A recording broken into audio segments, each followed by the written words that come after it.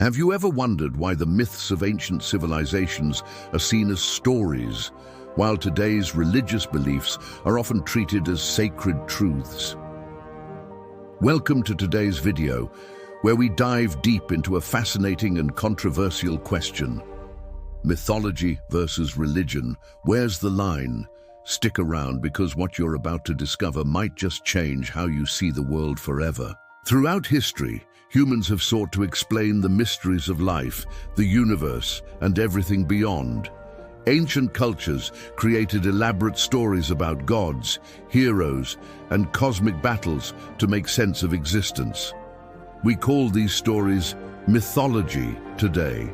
Greek gods like Zeus and Athena, Norse legends of Thor and Loki, or the epic tales of ancient Egypt, they were once central to people's understanding of life, death, and morality.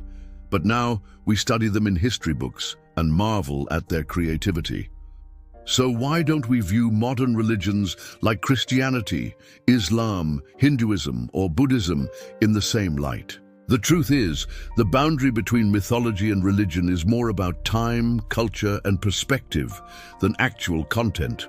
To the ancient Greeks, their myths were sacred truths. They built temples, made sacrifices, and lived by the rules set by their deities. The Egyptians believed their pharaohs were living gods, guided by divine order. Yet as centuries passed and belief systems evolved, those once vibrant faiths lost their followers, and their gods faded into myth. Now let's ask an important question. If a belief system loses its followers, does it automatically become mythology? Or is mythology simply religion seen from the outside, when it's not your belief anymore? That's a heavy idea, right? The difference between mythology and religion often lies in how people currently connect to the belief system. Religion is alive, it's practiced, it guides lives, it shapes communities. Mythology is seen as dead, a beautiful relic of a bygone era. But if we think carefully, today's religious texts and practices share many characteristics with what we classify as mythology. Origin stories, supernatural beings, moral lessons, miracles, and epic struggles between good and evil. Take, for example, the story of Moses parting the Red Sea, or Krishna lifting an entire mountain to protect villagers, or Muhammad sallallahu alaihi wasallam's night journey through the heavens called Mirage. These are miraculous, larger-than-life events that are remarkably similar to myths of Hercules' labors or Odin's wisdom quest. Both are rich in symbolic meaning, both offer moral and spiritual teachings, and both shape the identity of a people. Another major factor is authority and institution. Religions are often backed by organized systems, churches, mosques, temples, with hierarchies, sacred texts, rituals, and doctrines. And mythology, in contrast, tends to be more fluid, passed down through oral tradition, adapted over generations without a central authority preserving its official form. But even this line gets blurry. Many mythologies had temples, priesthoods, and sacred rites. Ancient Rome, for instance, had state-sponsored religion intertwined with governance. Similarly, in modern religions, we see numerous sects and interpretations, often differing dramatically from one another while tracing roots to the same original story. Then there's the question of meaning.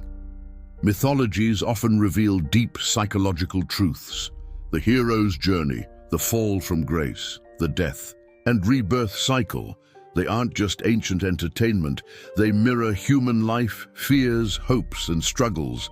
Similarly, religions provide moral frameworks, ethical guidelines, and profound metaphysical insights into the nature of existence and human purpose. Joseph Campbell, a renowned scholar, famously said, "Myths are public dreams. Dreams are private myths." His idea was that mythology and religion both arise from the same deep human needs: for meaning, for connection, for understanding the unknown. So is mythology just someone else's religion? And is religion just living mythology? In many ways, yes. The line is less about substance and more about perspective. When a belief system is vibrant, it's religion. When it belongs to the past or to a culture different from ours, it becomes mythology. Recognizing this doesn't diminish the importance of either. Instead, it deepens our appreciation of the incredible human imagination and the spiritual longing that has shaped every society across time. Whether we call it mythology or religion, these stories connect us to something greater than ourselves, to mystery, to wonder, to the quest for truth. In the end, mythology and religion are two sides of the same coin, reflections of humanity's eternal attempt to find its place in the universe. And maybe, just maybe, understanding the beauty and depth in both can lead us to greater empathy, wisdom, and unity. So what do you think? Is mythology just ancient religion? Or is religion simply mythology still alive? Let's talk about it. Drop your thoughts in the comments below. I'd love to hear your perspective. And if you found this video thought-provoking, don't forget to hit the like button, subscribe, and ring that notification bell.